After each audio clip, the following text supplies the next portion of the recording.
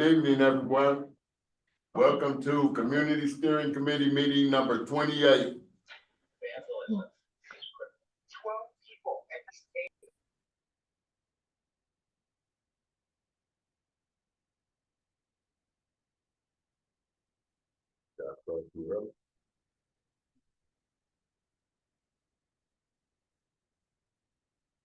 All right, for our interpretation instruction, I'll hand it over to our interpreters. Muy buenas noches por parte del presidente Charles, que es la reunión número 28.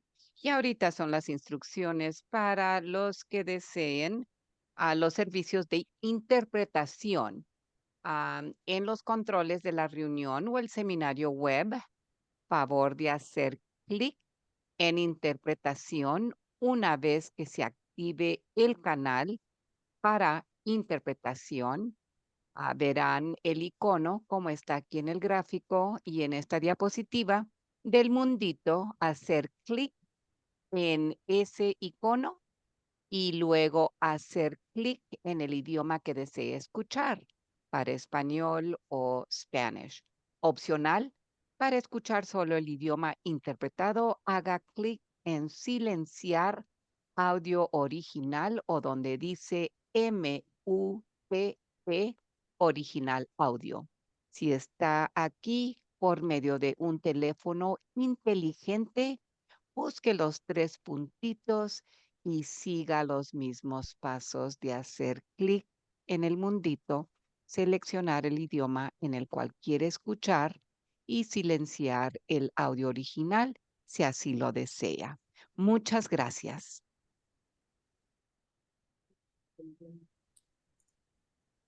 And again, I want to welcome everyone and my co-chairs, Ayana Johnson and Michaela Patton. Ayana will be a little late, but she will be here. And for our meeting objectives tonight, CSC members will share their thoughts on the search plan level goals, hear background information on the commercial and industrial focus area, and evaluate part 2 of the commercial and industrial draft strategies and actions. Our meeting agenda. Of course, I'm doing the welcome and agenda now, and that'll be 8 minutes. CSC number 27 March recap will be for 2 minutes. Goals, presentation, and activity, 25 minutes. That'll be in the breakout room. Then we'll have a break. We're gonna get a 7-minute break. We're gonna see if we can get that whole 7 minutes this time. And then next we're gonna have our commercial and industrial introduction and activity, which will be 63 minutes. So don't nobody fall asleep. And we have some things popping up. Oh, then of course it'll be me talking to you guys about our outreach and engagement report back on our environmental social justice summit. And then we'll have next steps and closeout. Initial meeting agreements or notes for participation. 1 mic, 1 voice. I think everybody knows what that means. And for, of course, we want to have mutual respect and empowerment and active listening for all participants. We want everybody's voices to be heard in this process. And we want to allow everyone to participate. Please limit your comments to a speaking time of 2 minutes, and we will actively give reminders and alerts. And popcorning, now we haven't been doing this all the time, but we need to start doing this, which is to get other community members involved, those who might have something to say and don't really know how to say it. We want you to just say it, whatever you think. So popcorn mean you might just be called on. And for any questions throughout the meeting, if in person, would you please raise your hand to ask a question? If on Zoom, in addition, I can't see the rest of it, but you guys all know how to use the chat and everything, right? And the hand function. Thanks for learning. And our community building. In-person attendees are encouraged to interact with fellow participants during dinner, and we've been eating, y'all. Virtual attendees, please type into the chat on Zoom your name, your pronoun, and any affiliated organizations. Community building on Zoom, please use the chat to express yourself and to share ideas with each other, encouraging each other, and use the chats, the emojis, to congratulate somebody, or they give them a thumbs down. And now I'll pass it off for our proposed timelines. Oh, thank you, Mr. Charles. Good evening, everyone. My name is Diana. I'm a planner at the Air District, and I get to talk about the timeline today. So as you can see, we replace the old "Where Are We Today" slide with a new proposed plan timeline. So this updated timeline is really meant to provide a closer, more detailed look at the steps needed to finalize and adopt the plan. So right now and into May, the CSC is finishing up review of the strategy and actions. Next, please. So the Air District will make revisions to the strategies and actions based on your input and then begin putting them together into a full draft of the plan. The CSC will get to review this full draft plan starting in late July. And note that we will not have a CSC meeting in June. Next, please. The CSC will have several weeks to review the draft plan and will meet again in August to talk about it and share feedback. Next, please. The Air District will then take that feedback and update the plan throughout September. And in October, we'll be ready to release a public draft plan for everyone in the community to take a look and review. Next, please. And we'll invite the public to share their comments. And the Air District will make updates to the plan based on that input. Next, please. Once those updates are made, we're aiming to bring the updated plan back to the CSC for approval in February of 2026. Next, please. And after that, the plan will go to the Air District's Board of Directors and then be submitted to CARB. So I'll stop here. I think we can take 2 questions. And then any other questions we can come back to if there are any. Question. There's a hand from Gabrielle. Thank you. Quick question. Hopefully when this goes to the board of the Air District, is there any, like, I guess my question is, has the board been informed enough of the document that they will, like, I just want to, I'm wondering if the board is going to be doing a lot of attempts to modify it, or if they're just gonna approve it or not approve it. And is there any reason why they wouldn't approve it? Yeah, exactly. I guess I'm just wondering if the board is sort of aware of this whole process and what will have gone into this document once it's in front of them. Allison and Alicia, do you want to? Well, I think Anna was gonna. Oh, sorry, go ahead. Hi, everybody. Anna Lee, I'm in the main room. So the board is aware of the plan. We gave a staff level presentation last November, and we were supposed to give one this week to give a status update. Unfortunately, they didn't have a quorum, so our agenda item got moved to next month. Sorry, can't really hear. I don't know if other folks online can hear, so maybe just stepping a bit closer to the mic, if possible. Oh, yes, thank you for letting me know, Carly. Yes. So, thanks for your question, Gabrielle. the board is aware of the plan and the work that you all are doing. We gave a staff level presentation last November. And we had planned to give another one on Wednesday, yesterday, but unfortunately they didn't have quorum. So our agenda item got pushed to the second Wednesday of May. But we're happy to share that information with you all so you can be aware and can listen in and participate if you should choose to. But the purpose is just to keep this on their radar so they're aware of when the plan should be coming to them. For that very purpose. So thanks for that question. Thank you. And I'll pass it to Carly for the recap. Thanks, Deanna. Yeah, as usual, I'll go over the March meeting recap. Next slide, please. So in March's meeting, the first half of the meeting, we had an Oakland International Airport emission presentation from myself and also Air District staff.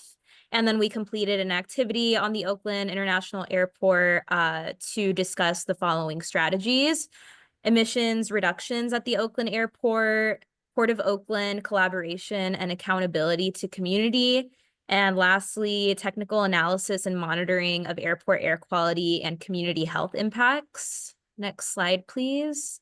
And the latter half of the meeting, we focused on commercial and industrial draft strategies and actions part 1 for the presentation and activity. So the Air District presented on commercial and industrial sources, particularly focusing on fugitive dust and reducing reliance on backup generators, backup diesel generators specifically. And we also completed a breakout activity on these topics and discussed the following strategies: reduce exposure from fugitive dust, material handling, and construction activities, and reduce emissions from backup diesel generators. And next slide, please. I'll pass it to Allison. Thank you. Thank you, Carly. So tonight, we're going to ask this. Raven? Yes. We have a question, one more question. Oh, Okay. question. We have several questions, one from Mr. Charles and then also from Tamar. Mr. Charles, I think, was first. Yeah, mine was a follow-up to Gabrielle's, which is how long did it take for West Oakland's plan to get enacted, and and how many changes did they have to go through before it was approved? I can try and answer that. It was a long time ago, Mr. Charles. We spent a year developing the plan, and we took it to the CSC, and we got feedback from the CSC, and then we did a draft, what's called a public draft, and we received comments from the public, and we incorporated those in, and then we took it to our board of directors. I don't recall our board of directors asking for any changes. As Anna mentioned, it's Air District staff's job to keep the board up to date and in the loop on what the CSC is working on and how things are going and what the plan looks like. So this should not be a surprise to them when we take it to them. Did I answer your question? Thank you. And then I think Shamar and I know this is Donna. Yeah, I had a question. It's kind of a follow-up on the ground rules and on last week's meeting. This can be offline, but I understand maybe that there was like a member of the media at a meeting last week or last month. And I feel like that just feels like something that might just I just wonder if that's something that can be disclosed to members that are here. Like me personally, I felt like something I said was mischaracterized by the reporter. And they didn't bother to reach out to me. And so it's just hard to read about. It's just peak gaslighting, right? You're reading about something that you were there for in the news. You're like, that's not what happened, and nobody asked me. And I wasn't even aware that was something that was gonna happen. I was like, oh, another article about us. Oh shoot, they're pulling quotes. Shamar. That's crazy. Was that the inevitable thing? Was it? Hearing you. Could you speak closer to the mic? Just so folks. Yeah, no, that's just I was just bringing up something about last meeting, and just that there was media here for the in-person attendees. I'm not sure if that person was maybe identified and maybe missed their name tag or their placard, but like, it might be helpful for that to maybe be disclosed to CSC members. I'm not sure if that's an unreasonable expectation. Also, I know we have a tight agenda, so I don't want to like derail, but just maybe something to, I don't know. So I would like to say some more. That the UC students are doing a documentary. And they're willing to talk to any other community members. And nothing that you say or do will be mischaracterized. And you have the right to sign a release. And we are asking everybody to sign a release for ability to participate. Thank you for bringing that up. Mrs. Cecilia? Yes, I just want inquiring about the ed district. Do they have a timeline in order to complete that CERT plan? Yeah, we could, if folks want to, we could go back to the timeline, the proposed timeline, which Deanna walked us through. And you'll see that it takes us through about February of 2026. And that is our proposed timeline to finish up the draft of the SERP. Right.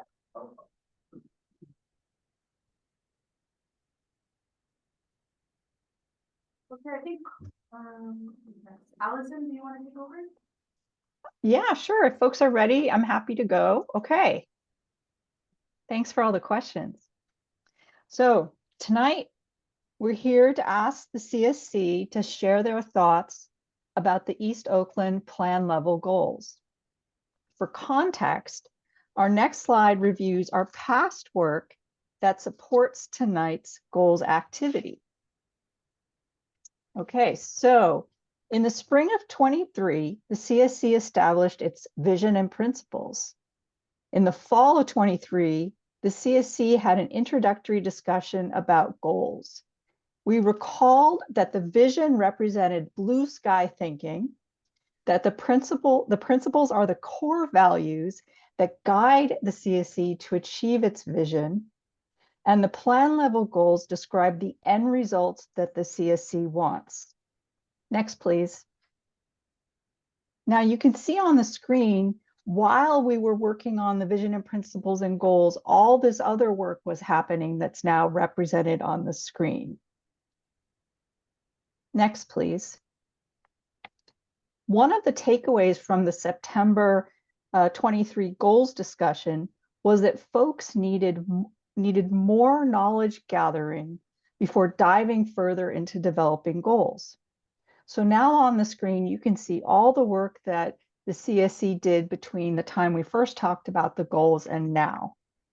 Folks worked together to establish community concern statements, strategy objectives, and now we're wrapping up on our actions. These actions are designed to achieve the CSC's vision and address the community concern statements. Next, please. So that puts us right where we are today. Oh, can you hit forward on the slide? Thank you. So I'll add here that over the last few months, the co-leads have met with the CSC co-chair several times, and this evening's activities on goals is informed by those discussions, which includes the co-chair's reflections and their direction. Next, please. Okay, we have a pretty straightforward activity. We would like each CSC member to reflect and finish these two statements. When I think about the future of East Oakland air quality, I see, and I hope that the SERP can address this community concern first. These are broad questions by design, and we're looking for one short sentence from each of the CSC members for each of these questions. Folks in person can write their responses down on the stickies that are provided, and those online can work with agency staff to record their responses in the Google Doc. Carly and Deanna will be on hand to help folks in person, and Nirvana and I, and maybe some others, will be online to help record your thoughts in the Google Doc. Next slide, please. So our second question is about the community concern statements. So we have provided this slide as reference. Our community concerns support our focus areas. This slide includes all our community concern topics organized by focus area, and you can reference this slide during the activity. This slide was also in the visioning and homework packet we sent to the CSC with tonight's meeting materials. So if you have that handy, you can pull open that packet and find the sheet for reference. Next slide, please. Okay, so after we have our goals breakout, don't worry if you need more time to think about your responses. We'll keep the Google Doc open for comments through Sunday night. And then next, the co-leads and the co-chairs will organize the CSC's responses and use these to create between 3 to 5 plan level goals. Our aim is to create goals that are SMART, specific, measurable, attainable, realistic, and time-bound. And then those goals will be integrated into the draft SERP for CSC consideration. So we're ready to get started in our goals activity, but I want to pause and see if folks have any questions.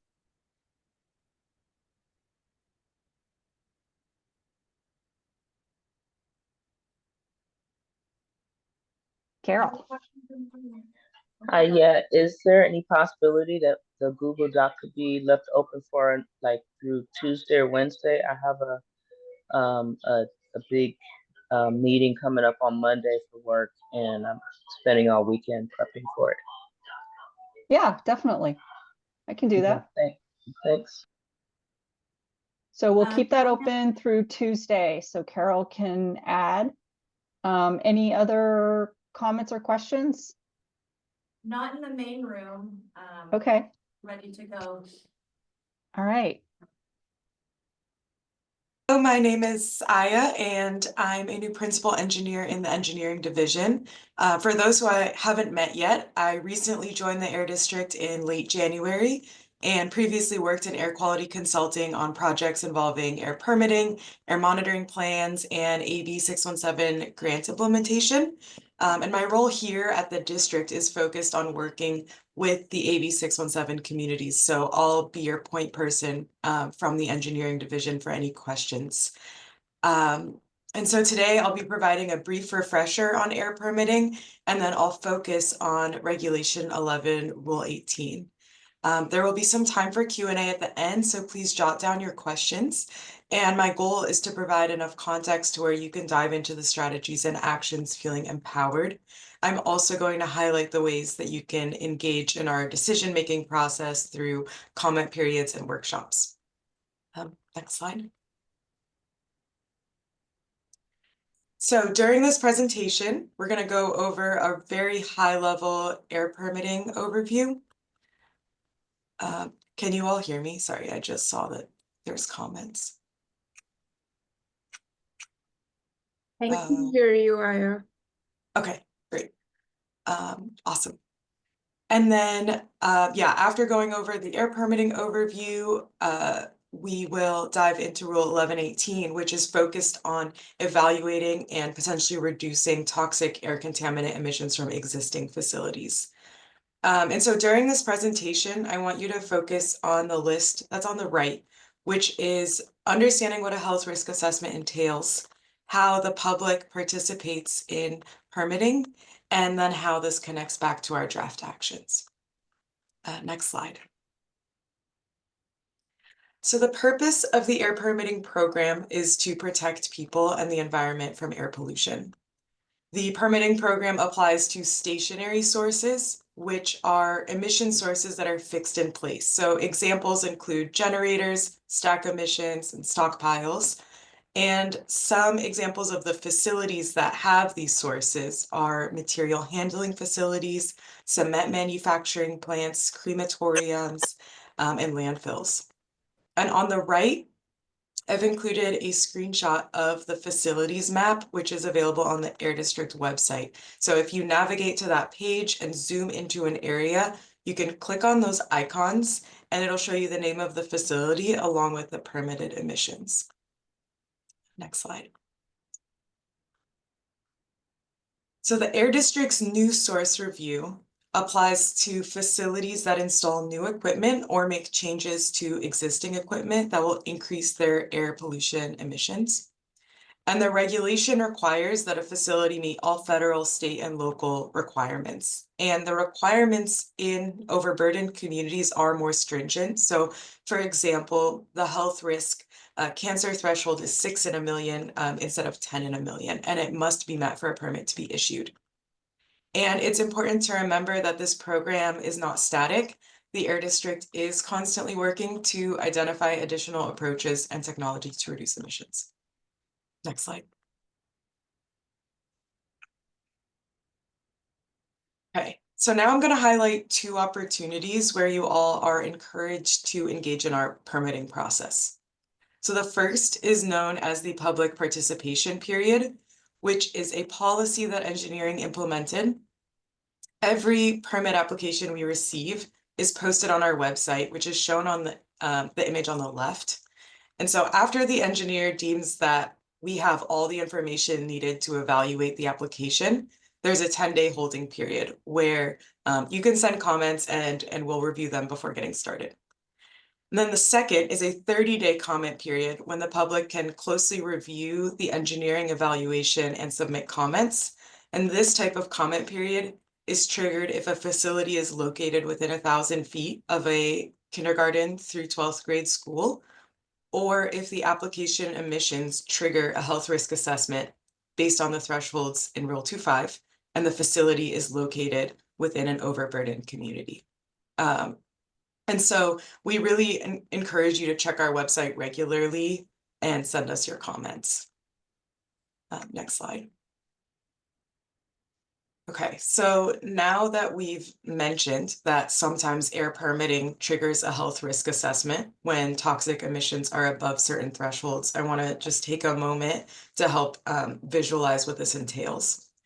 And so as an input to a health risk assessment, we have stationary source emissions and source parameters. And so those parameters could be like how high a pollution stack is and how fast emissions are coming out of it. And then that's combined with meteorological data such as wind direction and topography, like hills that may change how the pollution is dispersed. And those inputs are then put into an air dispersion model that then gives us the concentration of pollutants at certain locations like houses and schools. So it basically tells us how much and how far the emissions spread. So once we have those concentrations, we also then calculate exposure assumptions. So that would be how long people spend in those areas and their breathing rates based on age group. And then we also calculate the toxicity factors of the pollutants based on a WEHA guidance. And then those 3 components are input into the health risk model to give us the estimated health risk at specific locations in the community. Next slide. Okay. Now I'm going to transition into Regulation 11, Rule 18, which is one of the many rules and strategies that the Air District is using to reduce toxic air contaminant emissions. And so the purpose of this rule is to focus on existing facilities causing the highest health impacts across the Bay Area and require them to reduce their health risks below risk action levels, which are shown in the table on the right. And so this is different from the permitting process I discussed earlier, because this rule is focused on existing facilities and conditions. And so if these risk action levels are exceeded, the facility must submit a risk reduction plan that shows that it will reduce the facility health risks from all their stationary sources below action levels through operational changes or install best available controls to reduce emissions. Next slide. So this is an overview of the implementation for the rule. There are 4 steps, and the stars on the slide indicate opportunities for public comment. So the first step is calculating prioritization scores. So this is based on the actual emissions and throughput provided during the annual permit renewal process. The second step is conducting an emissions inventory. So the Air District updates and then eventually approves the toxic emissions inventory for a given facility. And the third step is the health risk assessment that I discussed earlier. And so this involves finalizing the air modeling protocols, running the model, producing the health risk assessment, and then afterwards we post it online and the public can review and comment on the draft risk assessment. And then the Air District will review comments, incorporate revisions as needed, and finalize the results. And then those results are compared to the risk action level thresholds to determine if a risk reduction plan is required. And then if a plan is required, the final step is that the facility prepares their risk reduction plan. And so that will show how they will drive their risks below the thresholds. And the Air District will critically review the plan and post it for public review and comment. The plan will be finalized and then the facility will implement the changes required to reduce the risks. Next slide. So now to tie this back into East Oakland. As I mentioned, the first step is calculating a prioritization score for all facilities. And these scores, again, are based on the toxic emissions inventory reported during the annual permit renewal process. We also take into account how toxic these emissions are and how close the sources are to people. And so it's important to note here that prioritization score is not a health risk score. It's more of a priority ordering of which facilities to evaluate first. And as you can see in the table, there are currently 3 1118 facilities within the East Oakland community boundary, and these are all in phase 2 based on their prioritization score. And so the only phase 1 facility that was in East Oakland was ABNI, which is now shut down, as you all I'm sure know. And the Air District did implement 1118 at this facility prior to the shutdown. Next slide. So we recognize that the implementation for Regulation 1118 has been slow, and it's largely due to facility inventory complexities and staff resources, but the Air District is currently working on improving the implementation procedures to expedite the process. And we're incorporating website updates to increase transparency on our progress and prepare amendments to the rule to implement it more efficiently. And I think it's also important here to recognize that the rule is one piece of the pie for reducing our exposure to toxic emissions. And so we're looking forward to discussing it further and reviewing your comments on the draft actions during the breakout session. And next slide. Okay, finally, I wanted to note that there's also ways to be involved in this rule amendment process outside of the CSC meetings. And so you can review the concept paper that includes potential amendments to the rule on the website. And there will also be a comment period and workshop on the published draft rule language, a preliminary staff report, and revised implementation procedures this spring. And you can subscribe for updates at that link. Thank you.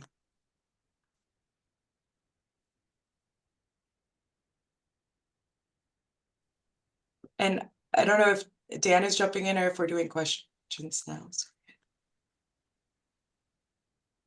I think we might have to move on just because of. Okay. Sounds good. Thank you all. Okay, hello everyone. My name is Dan Ulrich and I'm in the Meteorology and Measurement Division at the Air District. I haven't been able to meet many of you formally yet, and so I appreciate this opportunity to speak with you this evening. Next slide, please.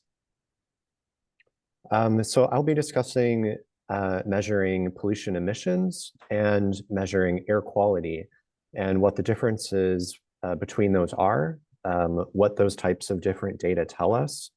And then really wanted to tee up some of the proposed actions related to measuring emissions and air quality so that we can discuss those in the breakouts after this session. Next slide, please. So I just wanted to start with this illustration of how we build our understanding of air quality impacts. And that's this overall pathway of going from pollution being emitted to the end result of health effects. Because the two topics I'm going to be talking about, measuring emissions and measuring air quality, provide different types of information that help us understand different parts of this pathway, as shown on the slide here, informing emissions and informing ambient concentrations of different pollutants. And then community lived experience informs this entire pathway, or all aspects of this pathway from emissions to health effects. Next slide, please. So the big difference kind of between these two different topics here, emissions measurements are conducted at facilities or sources of pollution and provide information about what's being emitted or what's coming out. There are different types of emissions measurements that can be made. It varies depending on what type of source we're talking about, depending on the pollutant, depending on different permit requirements. Measuring emissions can be done through periodic testing of sources. We typically call that source testing. In some cases, some sources may have what we call continuous emissions monitoring. And then kind of on the other side is air monitoring or air quality measurements. That's measuring levels of different pollutants in the air that we're breathing in our communities. And there are several different ways or approaches to measure air quality in communities. And that's what this diagram kind of on the right is kind of illustrating. The green kind of symbols are indicating emissions measurements. Again, those are taken at facilities and sources. And then coming up, I'll talk through some of the different approaches that we can use for measuring air quality in communities. Next slide, please. So what do these different types of measurements tell us? So I'm going to start back with the emissions measurements. Again, what is coming out of different sources? And emissions data reflect amounts of certain pollutants that are being emitted, and can also reflect related parameters such as temperature, pressure, flow rate, and other parameters that correspond to emissions. That data, in the end, can help us understand or inform different questions, like how much pollution is a certain facility or source emitting, or in comparison to other facilities or sources. Are the pollution control measures working properly at a particular source? And are a facility's emissions in compliance with regulations or permits? Next slide, please. And so in comparison then to emissions measurements, when we talk about air monitoring data reflect the total concentration of a pollutant from all sources. So sources from within East Oakland, from neighboring areas, even outside the Bay Area, sometimes outside of California. Emissions from all these different sources, it gets mixed together by the weather. Pollutants get altered by chemical reactions in the atmosphere and end up becoming part of what we breathe in. And so air monitoring reflects the actual conditions in the community, including from intermittent or short-term air quality issues that might not be well captured using other tools that we have at our disposal. And then air monitoring can help us understand questions like, am I breathing poor air quality right now in my community? What may be causing or contributing to air quality issues in my community? And is air quality getting better or worse over time? Next slide, please. So I noted earlier that there are several ways to measure air quality in communities. I just wanted to briefly touch on some of those. One of those is what we call regulatory monitoring. That's conducted typically by air agencies such as the Air District. We operate a regulatory air monitoring site in East Oakland. Other approaches include what we call source-oriented long-term air monitoring. So that's air monitoring that's conducted in the vicinity of a particular source. That monitoring might be conducted by the Air District or sometimes by certain facilities under Air District oversight. There can be shorter term studies using either stationary monitors or mobile monitors. So by mobile monitors, I mean monitors that are on an air monitoring van, for example, as shown in the picture here. And then also networks of sensors, so publicly crowdsourced or community organized, sensor networks, Purple Air, for example. Some considerations with these different air monitoring approaches, though, we're always trying to match questions with the appropriate monitoring approach. So using the right tool for the right job.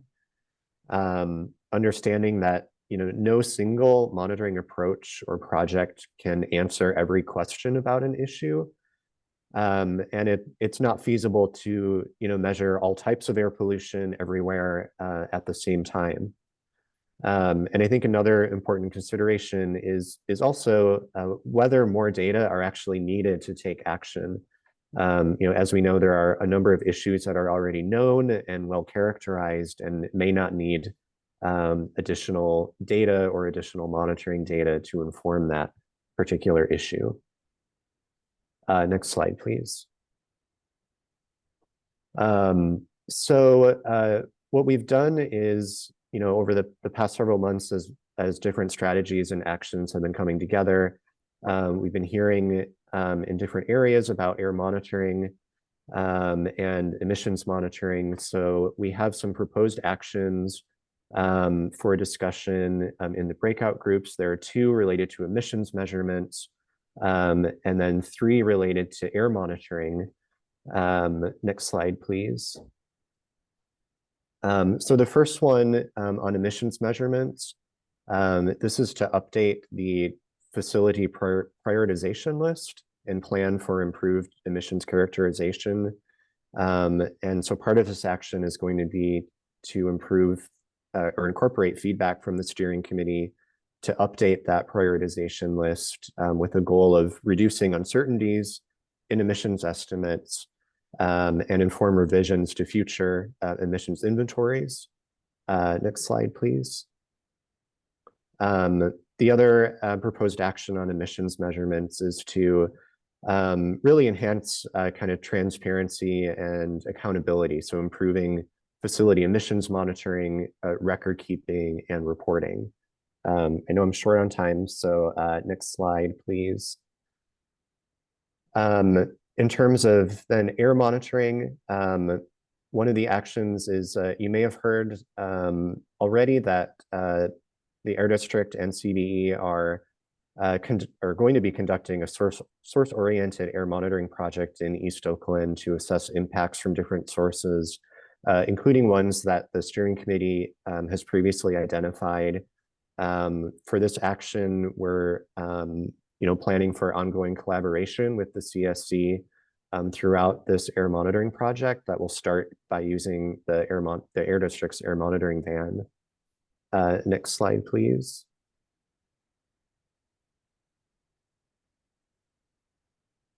The second action around air monitoring is to improve accessibility of data. We've heard that come up in different venues.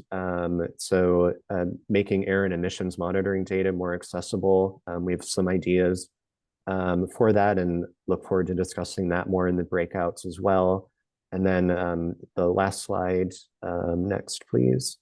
The third action on air monitoring is to support local air monitoring or air quality data projects, specifically through the Air District's Bay Air Center. This is a Air District sponsored community resource that can provide technical support, informational sessions, and trainings and capacity building. So that's the third action. Before I'm done, I just did want to note in relation to air monitoring projects in the community, CBE and the University of California, Berkeley is getting ready to deploy a sensor network in East Oakland and is actively recruiting participants who are interested in hosting a sensor at their residence.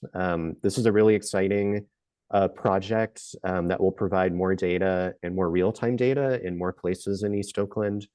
I think Kim from CBE may be dropping a link for more information in the chat if you're interested to learn more about that project and potentially host an air quality sensor where you live.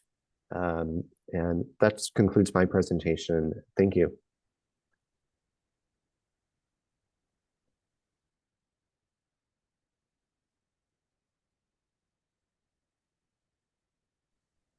Okay, I have this slide, but I do see a hand.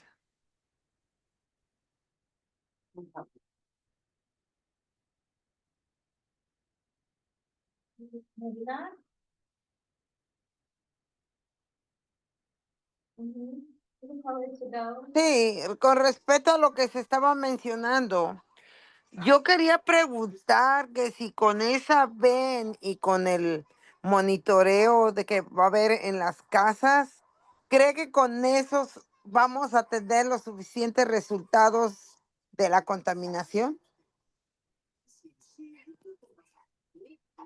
¿O se van a hacer otros proyectos que todavía no sabemos?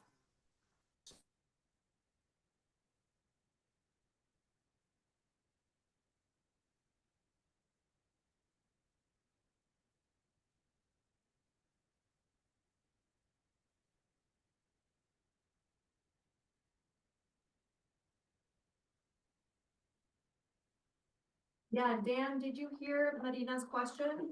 I don't know that everyone felt. Could you please repeat that? ¿Sharon? Oh.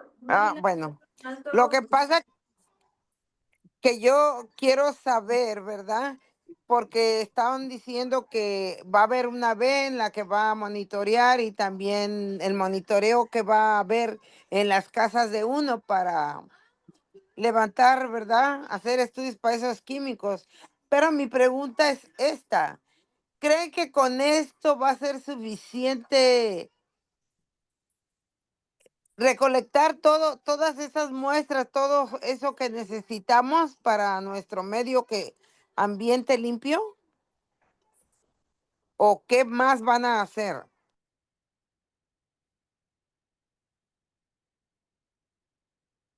Good question. ¿Qué más proyectos van a hacer, verdad?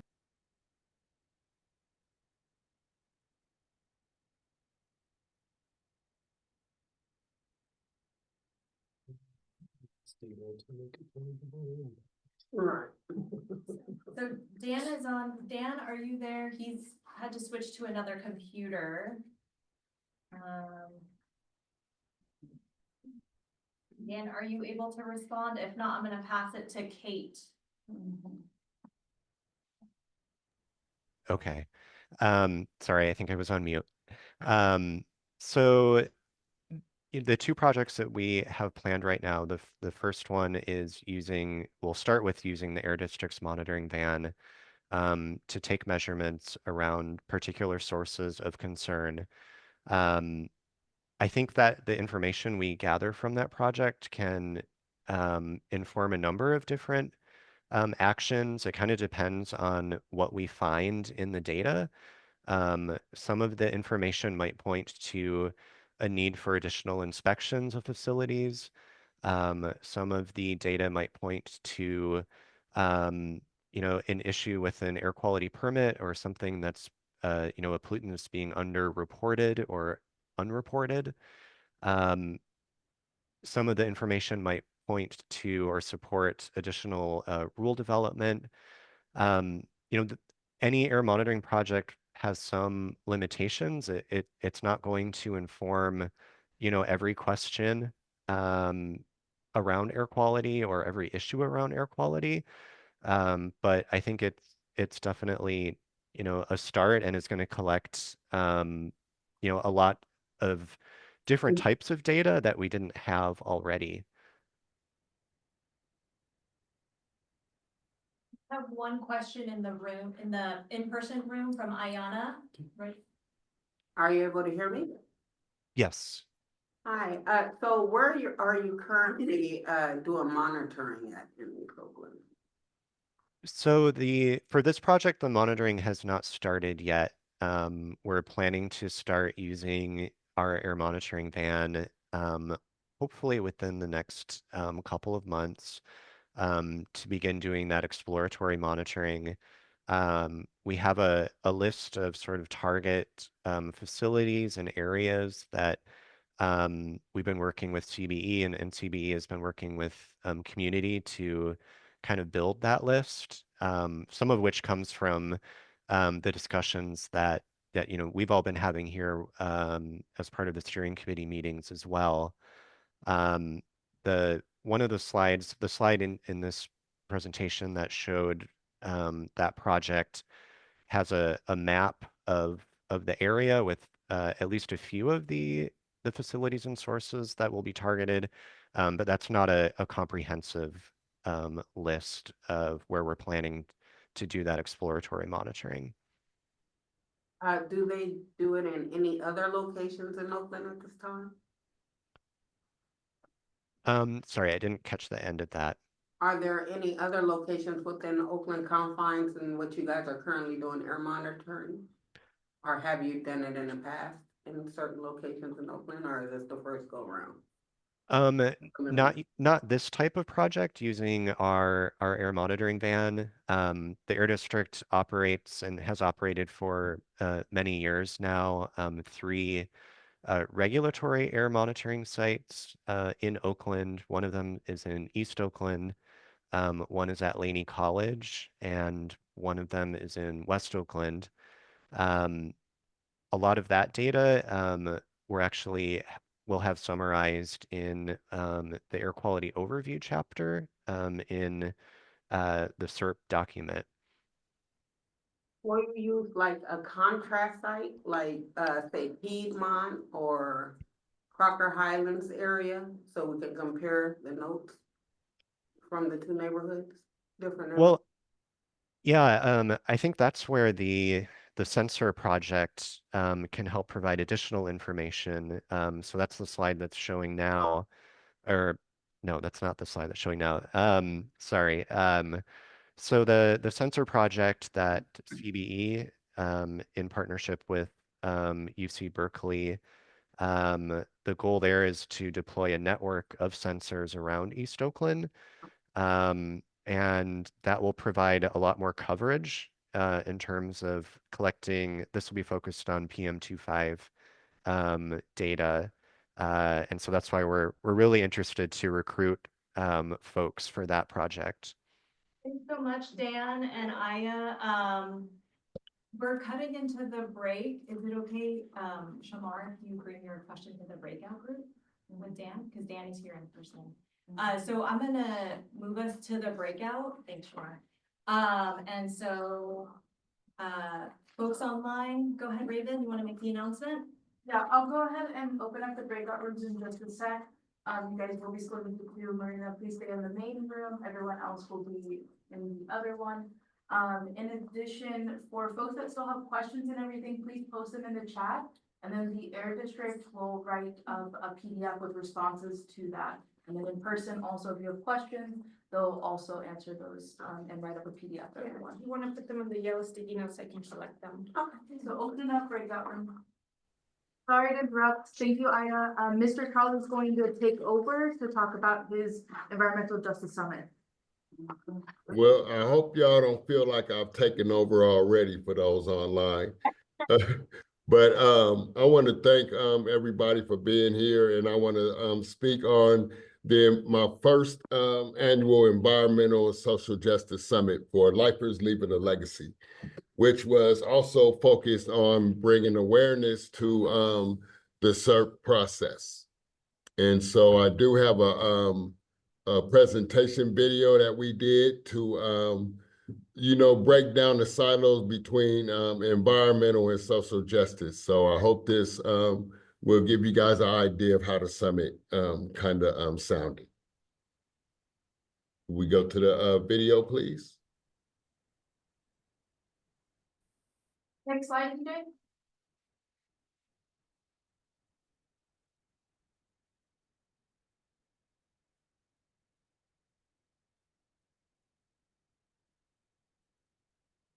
DJ, you might have to turn your sound on. And start it over, please.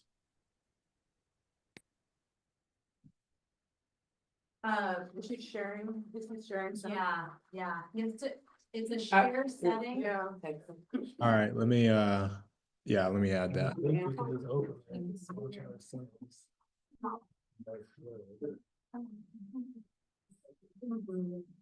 Hold on, run see. Yeah, don't worry, y'all. It's technical difficulties all the time. Don't Mercury listen to Ayana talking about Mercury retrograde either. Retrograded his last little throws, okay? We got another week of this and then we'll be all right. You see, Trump was like, tariffs on everybody. Well, we just gonna think about it. Back and forth, he murdered. Welcome, everyone. Today, we explore the intersection of environmentalism and economic challenges in East Oakland's flatlands, a narrative shaped by history, resilience, and community action. But systemic issues have cast long shadows. Discriminatory practices, such as redlining and industrial zoning, concentrated pollution sources near residential areas, leading to environmental degradation and economic disparities. The intersection of environmentalism and health costs in Oakland is a critical issue, especially in the flatlands, where economic disparities and environmental burdens converge. Oakland's flatlands, including West and East Oakland, are disproportionately impacted by environmental hazards. Decades of industrial zoning, proximity to highways, and port-related emissions have led to heightened levels of air pollution. Diesel exhaust from heavy trucks, elevated levels of fine particulate matter. Healthcare costs for respiratory diseases are on the rise, placing a heavy burden on families. Over the past 5 years, the price of generic asthma medications has increased annually by 2.6% to 4.1%. These rising costs make it difficult for many low-income families to afford necessary treatment. Beyond direct healthcare expenses, environmental conditions shape not only physical health but also mental well-being. In Oakland, especially in the flatlands, environmental stressors such as pollution, lack of green spaces, and economic instability have a profound impact on mental health.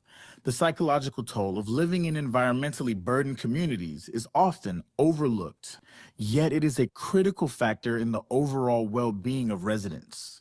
Studies show that prolonged exposure to air pollution is linked to increased rates of anxiety, depression, and cognitive decline. In West and East Oakland, where diesel exhaust and fine particulate matter levels are significantly higher, residents experience greater stress. Elderly populations exposed to air pollution face an increased risk of neurodegenerative diseases like Alzheimer's. The constant exposure to freeway traffic, industrial activity, and construction noise contributes to chronic stress and sleep disturbances. Interrupted sleep patterns lead to increased levels of cortisol, the body's stress hormone. Long-term exposure to excessive noise is linked to higher risks of hypertension, anxiety, and emotional distress. Access to nature and green spaces has been proven to lower stress levels, improve mood, and boost overall mental health. However, in many parts of Oakland's flatlands, parks and recreational areas are limited. Neighborhoods with fewer trees and parks report higher levels of anxiety and depression. Green spaces promote social interaction, which is essential for combating loneliness and isolation. urban greenery reduces urban heat islands, making communities more comfortable and livable.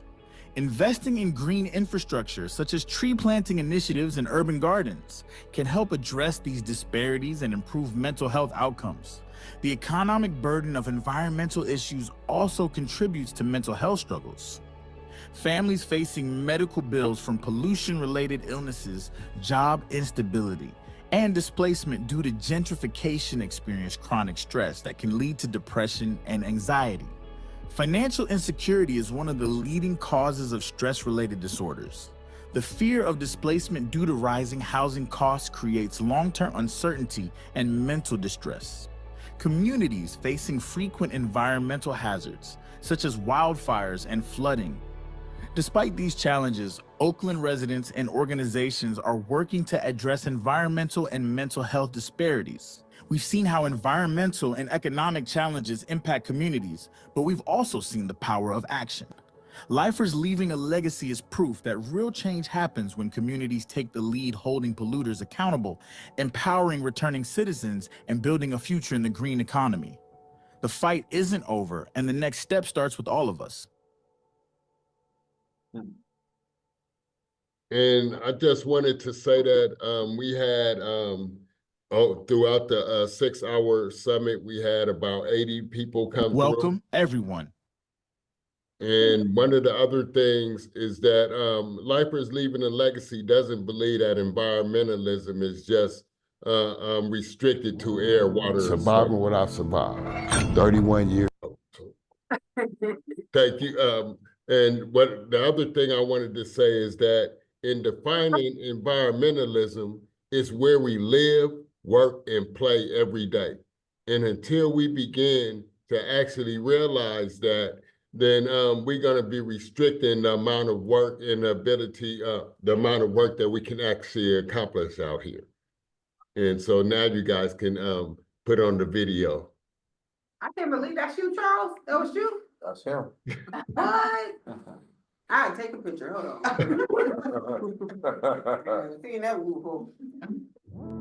Surviving what I've survived. 31 years in prison, over 5 years in the hole, coming home, having a devastating accident where they told me I would never walk again. And my thing was, y'all don't know who the f I am. Lifers Leaving a Legacy is important to East Oakland, mainly because East Oakland is where Mr. Charles is from. So that's home base for him. East Oakland has a lot of illegal dumping sites, way more than North and West Oakland. For the work that Lifers is doing, to be able to communicate in a way to industry and manufacturing and anyone that builds or makes or fixes something. Communicate back to them what their needs are, what the struggles are, what the problems are, in a way where we can have big business, we can create, we can manufacture, we can employ, but we can also generate tax revenue in a way that doesn't negatively impact these communities. This city has always been on the forefront of making some of the most important things happen in the United States. We get dissed for it a lot, and they love to make a lot of bad press about it, but I've seen more heart and more change happen here than darn near any place in my 68 years of living in the United States. Environmental justice and social justice is overdue because we need healthy communities. And we got to find a way, how do we collaborate with everyone as a point of being healthy? Organizations like Lifers Leaving a Legacy really have their ears to the ground, are the pulse of the community. And for organizations like the Port of Oakland, who are really focused on their enterprises, really lean on organizations like Lifers because of the fact that they have the connections in the community. So working with Lifers means you're getting really at the heart of what the community cares, you're getting to the people, and you're getting to the voices. I think this is a good start, to be honest. It's a great start. I'll say I appreciate you for even giving us this opportunity, and it's a great turnaround. Like it's a positive step forward. So I fully support it. And we need more organizations and things like this for our community, definitely. I think a lot more events like this. I think that there needs to be a kind of networking that I don't see available in the two groups that I participate with. I'd like to see us less siloed. You know, I'd like to see us know more about what the 35 or however many environmental justice and then social justice groups there are. I don't see the connectors. I met Charles a number of years ago. He was on the West Oakland Community Action Plan, which is what they call a community emissions reduction program. And then he basically moved over to East Oakland to start up the East Oakland Community Emissions Reduction Plan. And then I've just supported him in whatever he was doing, because it's very, very difficult to deny his dedication to the community, especially knowing what his story and his background was. And so, you know, when he calls, you know, I do my best to support him in what he's doing. But people like Charles, he's committed to doing advocacy. You know, he asked me, he said, "What are you doing? I want to learn what you're doing." And I looked because I didn't think I was doing anything special, but he thought it was special. And so I said, "Sure, I'll teach you how to do it." And I've gotten the opportunity to be mentored by him, but also to share some of my experience about advocacy. I said, man, I survived 31 years in the concrete jungle of the CDC system, and you think you could tell me I ain't gonna walk no more? They told me I wasn't never getting out. They lied, so you lying too. And it was the spirit of God in me, man. From the time they told me that, I told my wife, I said, shoot, they crazy. God gonna let me walk again. Because there was no reason he let me survive what I survived to get here and not be able to finish the job.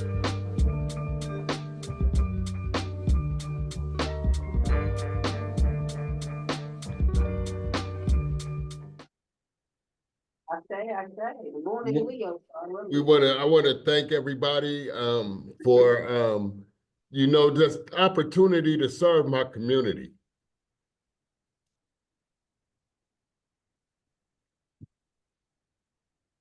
I don't know what it means.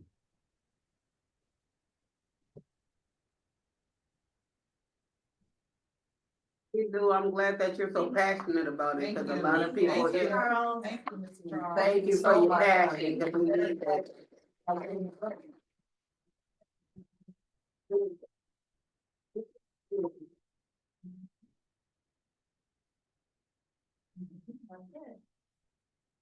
And DJ, next slide.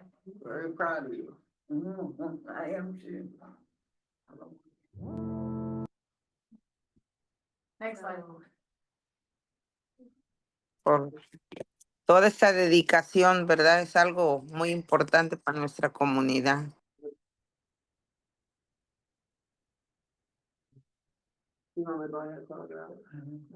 Well, ladies and gentlemen, is the end of our CSC meeting. Please fill out the post-meeting survey. We have them in English and in Spanish. So our next CSC meeting will be held Thursday, May 8th, 2025.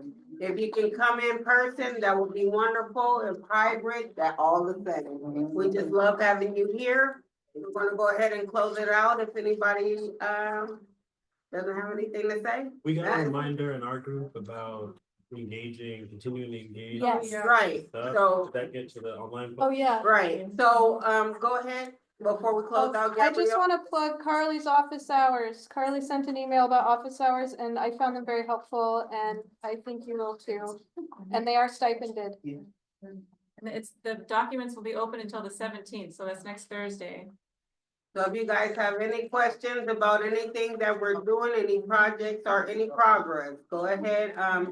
Carly's left you an email and we can go from there, but we're gonna go ahead and close this out, Ashe. So see you next meeting. Thank you, everyone.